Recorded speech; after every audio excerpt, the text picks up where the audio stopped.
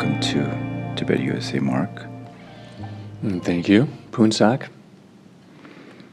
I was relishing in the fact that we're back in our old original recording space again.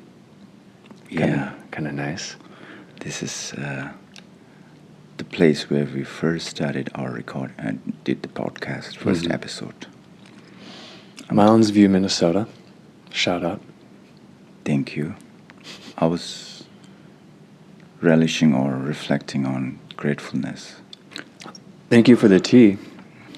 Oh, I made the tea for you because I want you to feel good because you said your alignment is a little off today, so Yeah. I hope the tea will do a little magic. Yeah, I'm not feeling 100% today. Maybe 90%? 88% maybe? Your 80%, 90% is same as my 100%. I don't know. So this balance out. We're going to be okay. We're gonna be okay. We're going to be okay. Are we going to be okay? Yeah. I was on my way to Mounts View Library here. I was chanting a mantra for you, to send you a good vibration. May you be, at peace today. May you feel healed. Om Dare Tu Dare Tu Re Mama Une Janam Putin Guru Soha. Actually, the essence of the mantra, the sound is that mantra is there. I just stretched it to make it, to tune in with your vibration. So, Thank you. So, how do you learn those? Where do they come from? Like, is it something that's a family thing passed down from parents? Is it when you go to, like temple? How does that work? So in Tibetan Buddhism, Tibetan Buddhism is considered little unique compared to to countries that are not practicing Vajrayana Buddhism, which is Tibetan Buddhism is Vajrayana Buddhism, they call it. They don't have that in the Pali traditions. They don't chant those mantras. So Tibetan Buddhism, which is Vajrayana Buddhism, right? Sangha Doji Tekpa, they will say, right? So the more advanced Buddhism, they have a lot of mantras to chant. They meaning I'm one of the Tibetans, right? So we have a lot of mantras to chant, and they have more tools and techniques to explore and to get to the core of what Buddhist teachings are. There are different techniques. So those bodhisattvas or enlightened beings gave those mantras.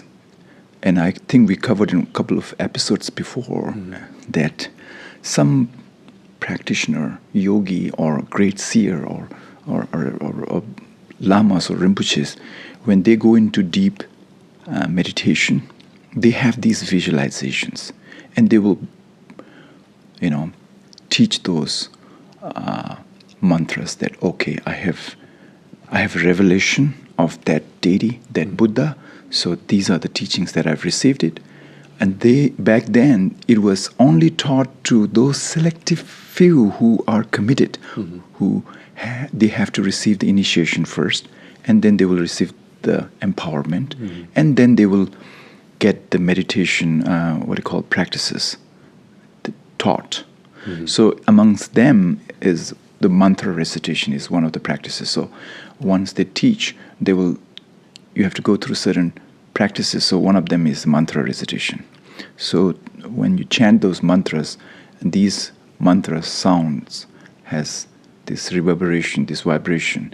So it's said that these vibrations will invoke that vibration of that Buddha, that enlightened being, who has realized this empty nature of the things, or compassionate heart, whatever is awakening them, that you're aligning to that vibration by chanting that mantra, if that makes sense.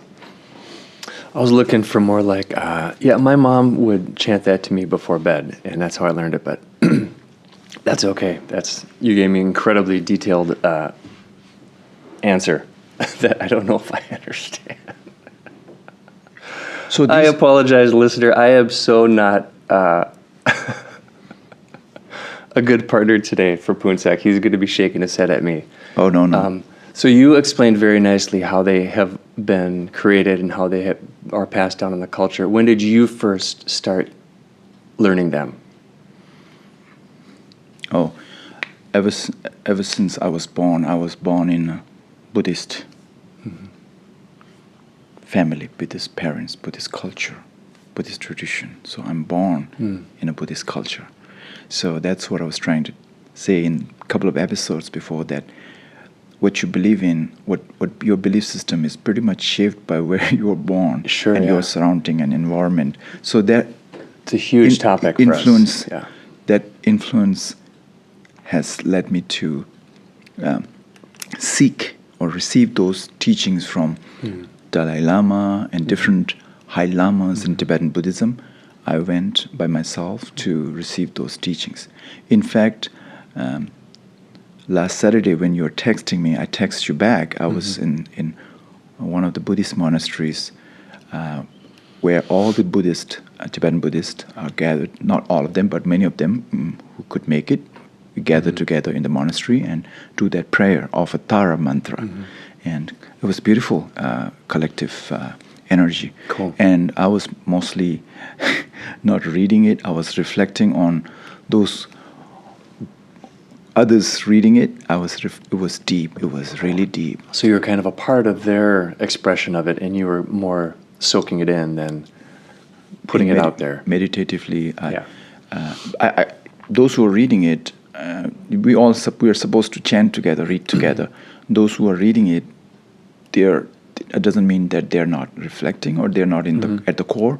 They're already more attuned or fine-tuned than me. I don't know. Who knows who has what potential. So I'm more. I was reading it every now and then, but I went back to meditative state, and I was just wanted to absorbing the vibration there. Yeah. So the chanting of the mantras and vibration in there, it's not like I had a placebo or something. I felt that. So if that makes sense. Nice. So they had a great they had a big celebration, Tibetans, actually, just last week. It's Dalai Lama's 90th birthday. Happy birthday. Happy birthday, His Holiness, the 14th Dalai Lama of Tibet.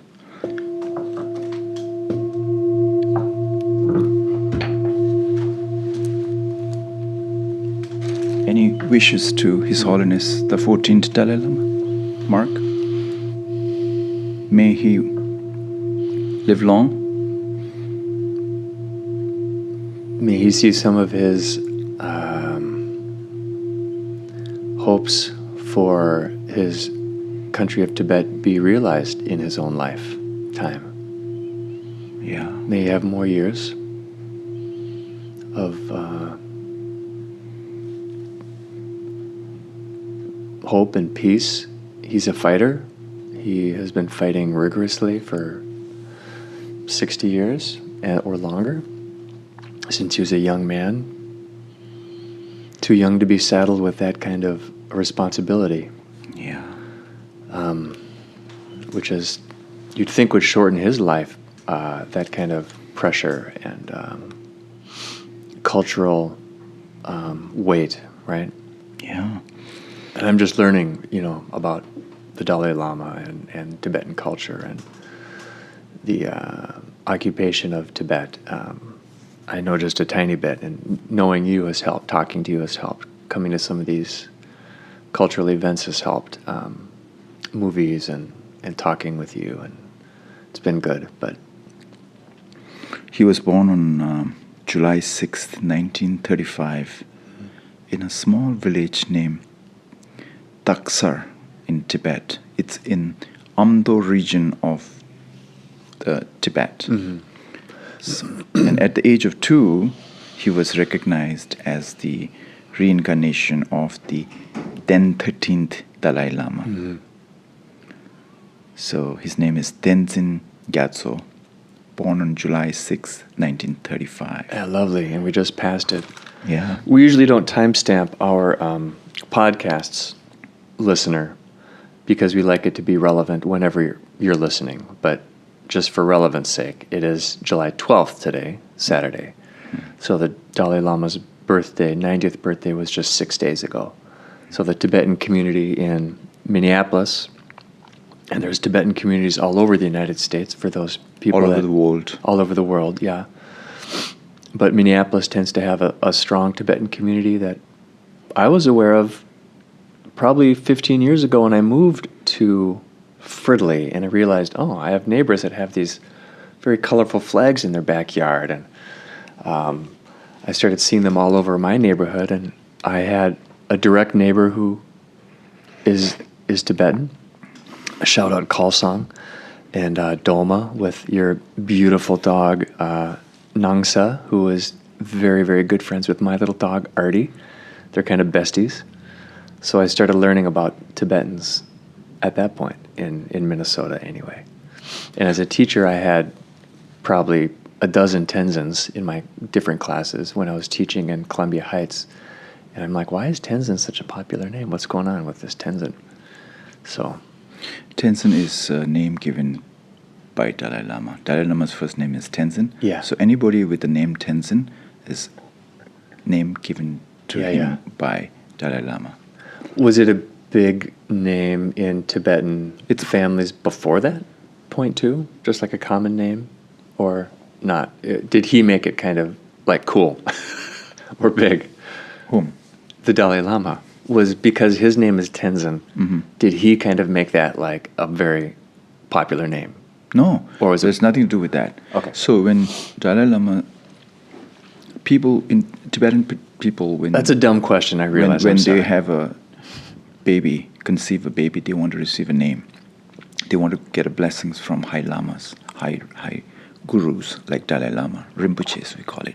So they will go to those high lamas and say, hey, I have a newborn child. Here, could you give me a name? So Dalai Lama's, if you approach Dalai Lama's office or temple and you say, I need a name, so the name will be Tenzin.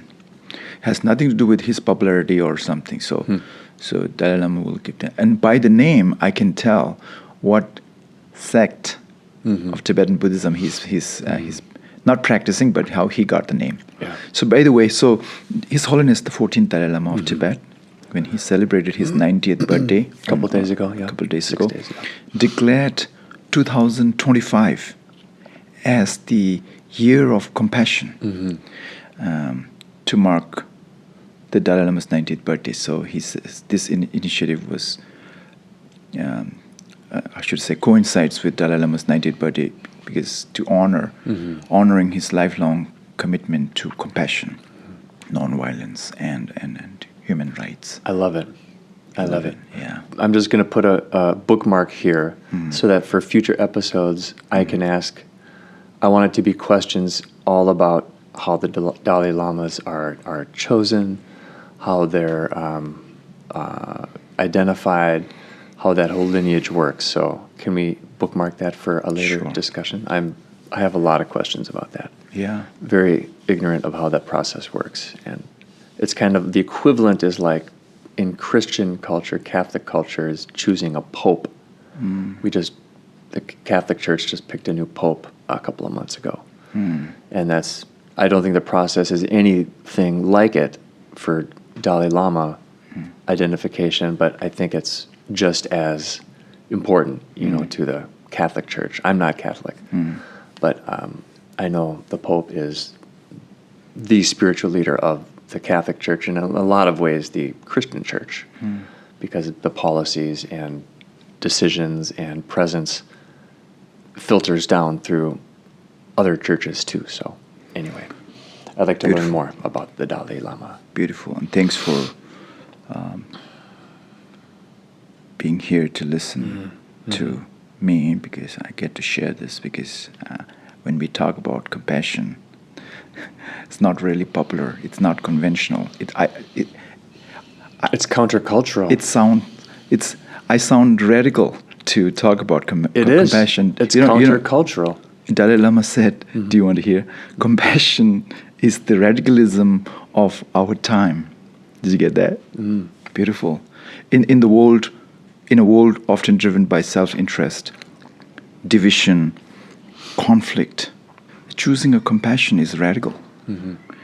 People see compassion as a weakness, not as a powerful force for transformation, personal and societal. So I know it's not easy or not popular. I think that's the beginning of peace, and I chose that too. I want to practice compassion. I love that the Dalai Lama has declared his 90th year on Earth this year, 2025, the year of compassion. We need that. We need that. We do. Especially in this day and age. And I think we've always needed it. I think times have always been difficult for people who want peace, because there's a market for war. People profit from war. Certain countries benefit from war. Leaders benefit from war. That's always been the way it is. Man has always been at war with one another. But declaring it a year of compassion is very brave, and I want to know more about that. So a lot of people, when we say compassion, they mistakenly think compassion for empathy. Empathy, empathy has something to do with the emotion. You're emotionally connected to that person, but compassion is a little deeper. Do you mind if I explain a little bit of compassion? Compassion, they say in Tibetan Buddhism, it's a recognition that the other is just like you, someone who feels pain and struggles and suffering. It arises from this deep knowing, this shared humanity. And from that place of understanding, we respond with kindness. Compassion is not a charity, or it's not born from superiority. It doesn't say I'm above you and so I will help you, kinda, right? Instead, it's a quiet recognition that I see you. I know this pain. I know this pain too. You're not alone, kind of. This kind of compassion is humble, connected, and grounded in equality. It's not pity or hierarchy or any hierarchy. It dissolves the self versus the other divide. But it invites us into kind of relational presence. Are you with me? Yeah, connecting? Totally. Yeah.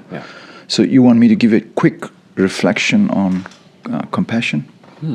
What do you mean? Like a guided meditation? Or no? First, let me do this little bit of kind of a teaser. So bring to your... Sorry, go ahead.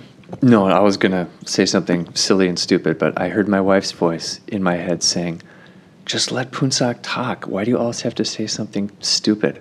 No. Shout out, Freya. No. So if you bring to your mind, Mark, someone you have seen recently, or audience who are listening to this podcast, bring to mind someone you have seen recently. Maybe a stranger, or a coworker, a loved one. Now reflect gently. Just like me, this person feels joy and sorrow. Just like me, they have known pain, fear, uncertainty.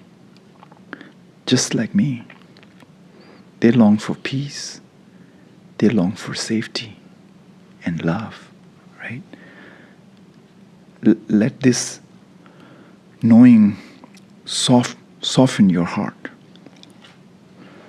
Not from a place of superiority, as I said, but not because you are better or wiser, but because you recognize yourself in them. Remember we said namaste last time in the last episode. We said namaste, we are offering a moment of reverence, humility, and connection. The meaning of namaste. Mm-hmm. It's a silent bow down, would you say bow, mm-hmm. to the sacred unity that connects all living beings. That's mm-hmm. namaste. Mm-hmm. You said that I bow down to the light in you. What did you say? The light in me. I want the light in me bows down to the light in you. Recognizes the light in you. Yeah, lights in you. I mean, it's different ways to say it. Deep, and great. They will, and Islam will say something like, "Salaam alaikum" or something. Mm-hmm. Yeah. Christianity, we're all children of God. We're all made by God, so we all have the same breath and light inside of us. Yeah. So, I think. We need compassion in this day and age, mm-hmm. more so with what's going on. Mm-hmm. Different people, different wars going on in the name of religion, everything, because of faith, mm-hmm. and because of the cultural differences. Mm-hmm. And we are identified as this country, that country. Yeah. So, go ahead. I'm just listening. I'm just nodding my head. The viewer can't see me now nod my head, so I'm... I have a meditation on compassion, mm-hmm. which if you're ready or whenever we are ready, I do this every morning. And if I don't have a podcast to do today, mm-hmm. I would have stayed home and continued with the meditation that I do. Mm-hmm. On Saturdays and Sundays. It's a different, elaborate meditation. I said, you haven't seen me texting you before, right? I normally get texts from you saying, "Hey, I'll be there." Yeah, you should know this, listener. Phuntsok was a little tough to get a hold of at first when we started talking about the podcast, planning it, working on it a little bit. I always had to reach out to you. It was. And I'm like, what the fuck is with this guy? He doesn't ever reach out to me. I'm like the only one who's ever texting him. Does he really want to do this? And sorry, I apologize. No. And then since then, you've always said when you meet your fellow Tibetans out in the community, oh, I love my fellow Tibetans. I love, very Tibetan. I love them, but they're so tough to get a hold of, and they don't get back to you. And it's like, oh, and then you're like, just like Phuntsok, Mark. I will be difficult to get a hold of sometimes, and I'm sorry. So. Now that I know that's your MO, I'm fine with it. But at first I was like, am I the only one who wants to do this, dude? No, come on. I apologize. It's all good. Tibetans may have different reasons, but let me say I will speak for myself. Yeah. In the mornings, I don't want to read news. I don't want to check phone. No. I don't want to touch internet. Mm-mm. I'm with the singing bowl and just sitting meditation with my prayer beads. I'll be chanting. So if I haven't texted you, feel that I have texted you through the vibration. Mm-hmm. So I text you. The first I text you, I said I was thinking about you. Mm-hmm. So even though I haven't touched my cell phone, I'm spiritually I'm connected with you. So it's all good. Be known that I'm actually with you. So if I've not, go ahead.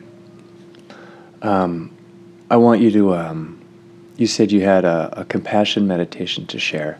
One quick story before that. Can I do that? Sure. Make a connection here. Yeah.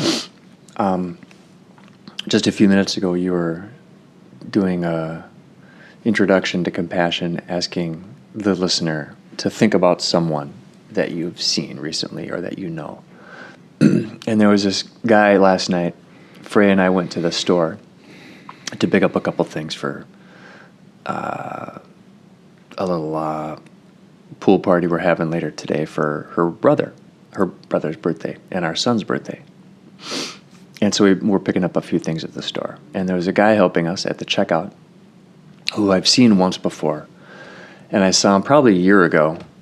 And he was an older guy who was in obvious pain because of his back. Mm-hmm. And he had like a belt on, like one of those kind of weightlifting belts, but like a brace that kind of keeps your back straight. And he was hurting. And I had a back issue 12, 13 years ago where I ruptured a disc in my lower back. And I had the most excruciating pain that I've ever had in my life for weeks and weeks and weeks. And it was quite a puzzle to figure out what was going on. And so I could recognize his pain very easily. And I saw him again last night. He was there helping us. And he seemed to be doing a little better. But now maybe this is empathy or compassion, I'm not sure, but I was just really viscerally moved by seeing him do his job, talking to us, scanning our food items, putting them in bags. I asked him, I said, hey, I saw you last year and you said your back was giving you trouble. How's it going? How you doing? How's your back? And I don't think he wanted to talk about it. I think I probably broke the wall a little bit for him. I don't think he wanted to, So it was possibly some kind of a misstep on my part where he didn't want to, have that going on, have that problem of his be known, in that moment. But he said, it's been better, but, thanks for asking, which is kind of Minnesotan for, I don't want to talk about it. Thanks, but no thanks. So that's fine. But I could not get over it. I kept thinking about him when I was walking out, when I got home. And it's just like the pain that he was still having, I knew exactly what he was going through. And I know exactly what it looks like to put on the face and go to work and try to just be like a productive human, mm-hmm. and not let the pain, the physical pain, mm-hmm. and then the mental pain that comes with that, the cyclical, well, am I going to get better? Is this just going to be this way forever? How am I going to be normal again? Blah, blah, blah. How does, dealing with that on a daily basis is just exhausting. And I just saw that like written all over his face and his body. So I don't know if that is, and that's the guy that I thought about when you said, hey, think of someone that you just saw. Because I could completely relate. I could completely see my pain in his pain, right? It's beautiful. Mm. So maybe the next step is like, what do you do about that? I brought it up, maybe shouldn't have, whatever, I'm learning. But I don't know, just to recognize that I think is healthy for me. Also to not forget the pain that I've had and where I've come from. I think keeping those things fresh in my mind is good for me, because it keeps me in touch with my weaker self, that I do need help with.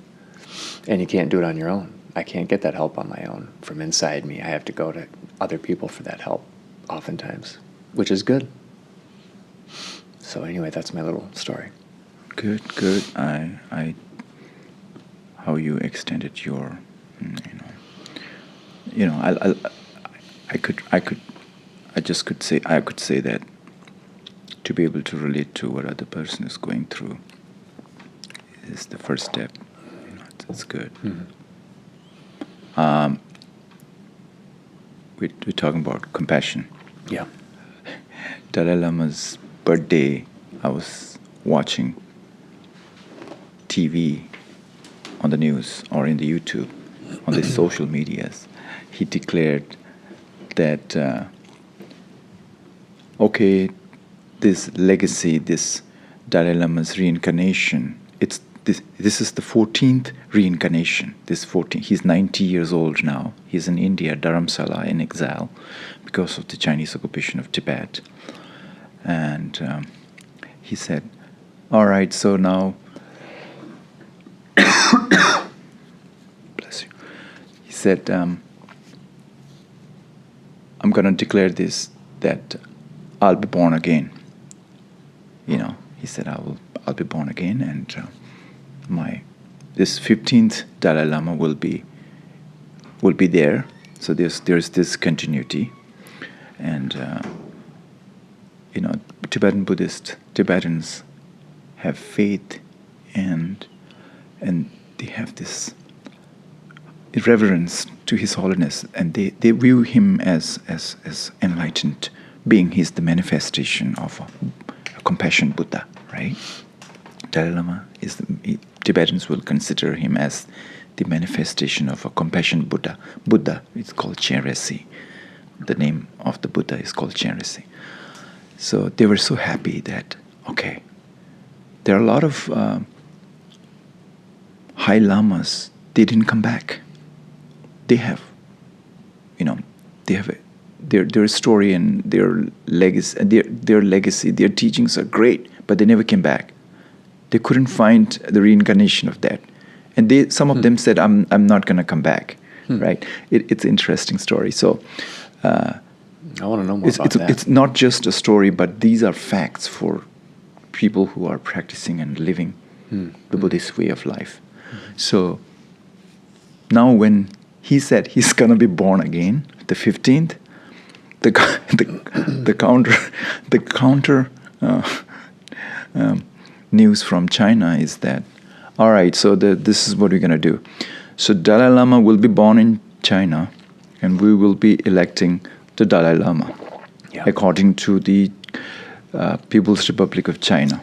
That's the paradox. This is the irony that they wanted to select. Yeah. But Dalai Lama said, no, Dalai Lama selection committee will be from Gandem Potang, is the Dalai Lama's,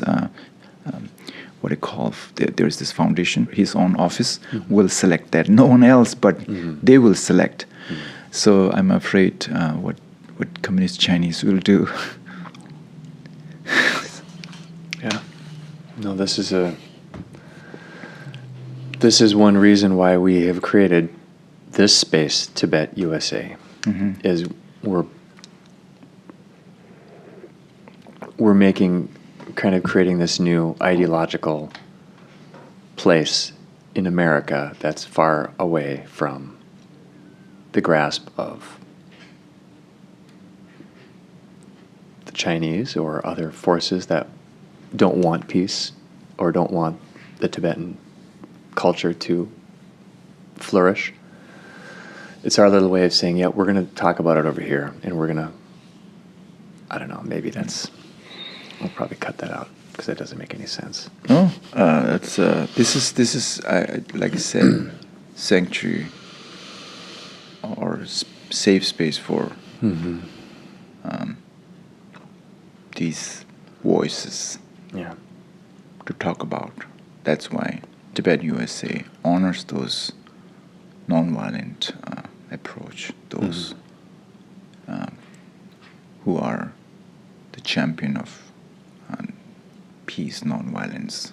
It's nonviolent resistance to a lot of things that want to destroy peace, not just a regime over here or a regime over here. So we could have picked different topics, but we chose to be in this. So let's talk about compassion. Phuntsok, do you want to lead us in a? Let's do a compassion meditation that I do, and every now and then I improvise to make it a little better. My meditation practice. Perfect. If you are genuinely, sincerely interested, I wouldn't mind welcoming you to this mindfulness practice on compassion. Are you ready? I've never been readier. All right. Welcome, Mark. Thank you. So let's take a moment to settle in.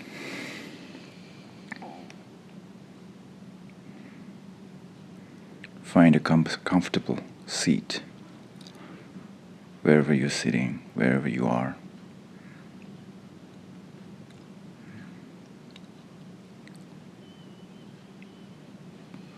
Let your eyes gently close.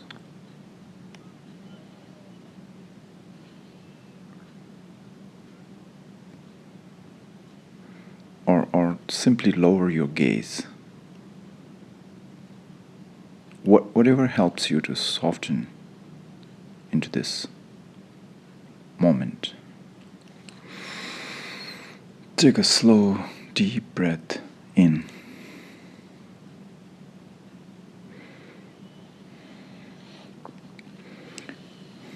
And exhale gently.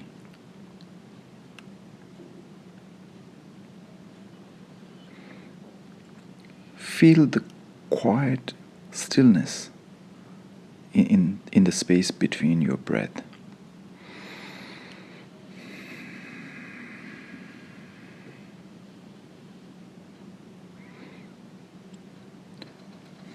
Allow your breathing to settle into its natural rhythm.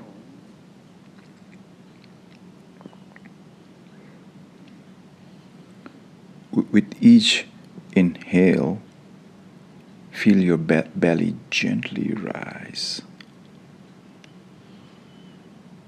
With each exhale, feel it soften and fall.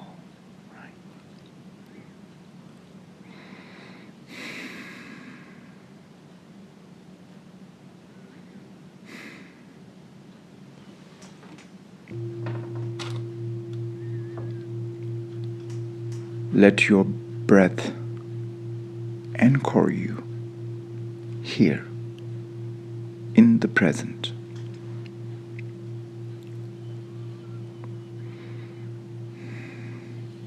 Nothing to fix, nothing to strive for, just this breath, just this moment.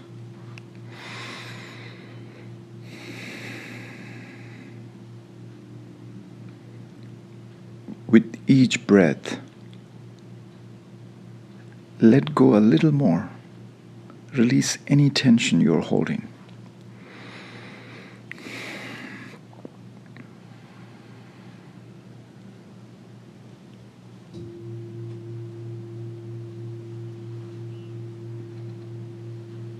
Invite stillness. Invite in ease and stillness.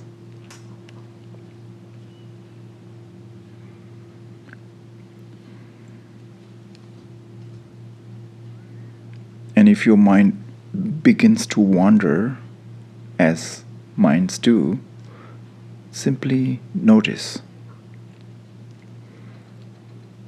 Then gently, kindly guide your awareness back to the breath.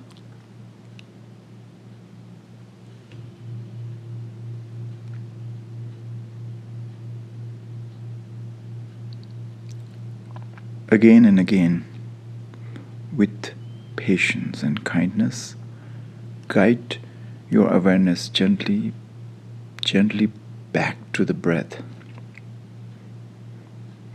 This return is not a failure. You're fine. It is the practice. It is in itself an act of compassion.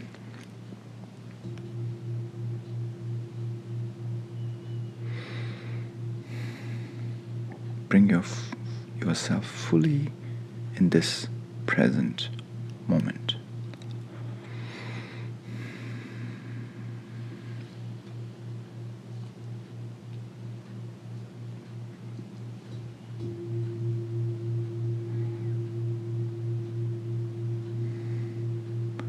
Now, bring to heart the people you have encountered today, or those you may meet soon.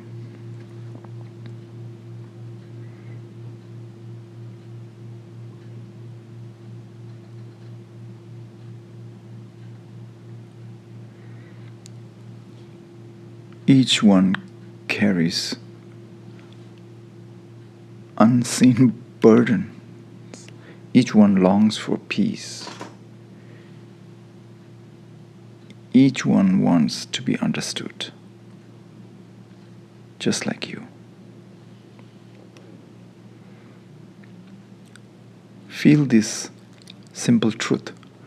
We're not separate. We are all connected in our desire to be safe, to know peace, to be free from suffering.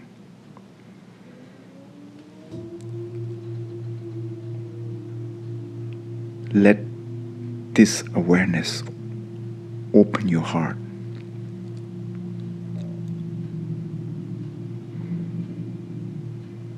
And from that space, silently offer them these words: may you be safe. May you know peace. May peace gently fill your heart. May you be free from suffering.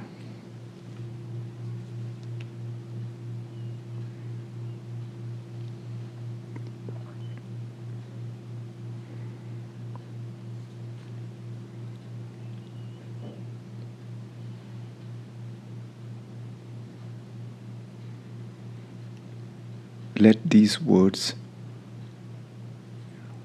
rise softly from within, from you. Not forced, not rushed, just sincere. Genuineness and sincerely and being genuine is key to this practice. And allow them to ripple outward from your heart to others. May you be safe. May you know peace. May peace gently fill your heart. May you be free from suffering.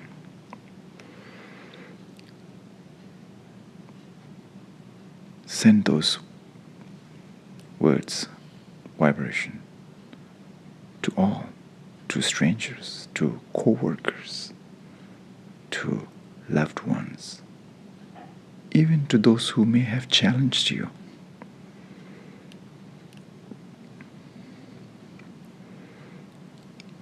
If you felt irritation or frustration towards someone, this is your moment to offer compassion. Not to condone harmful behavior, but to recognize their humanity, to see beneath the surface.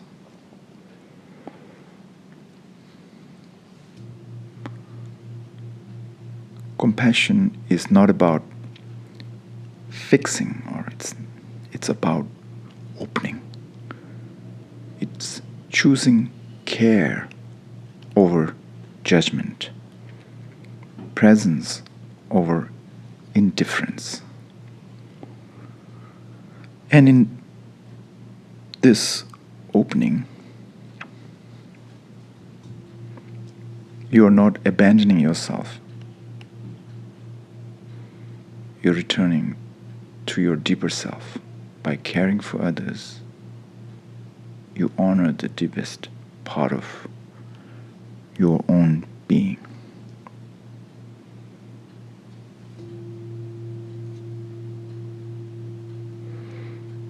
Know that compassion nourishes both the giver and the receiver. It calms the nervous system, softens the heart, strengthens our capacity to connect. It reminds us of a deeper truth. We belong to each other. Take one more breath. Feel it move through your heart.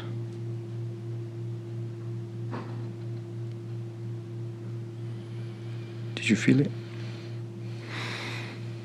Feel it move through your heart into this web of connection you're part of.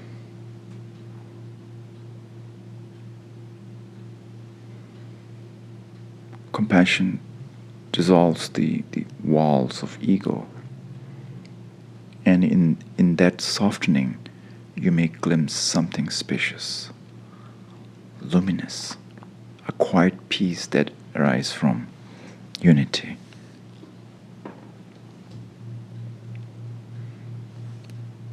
Now gently return to your surroundings. Feel your body,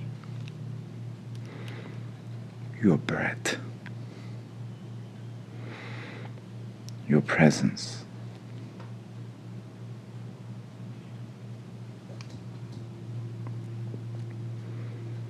Carry this compassion with you into your day, your work, your conversations. Let your presence become a quiet blessing to everyone you meet.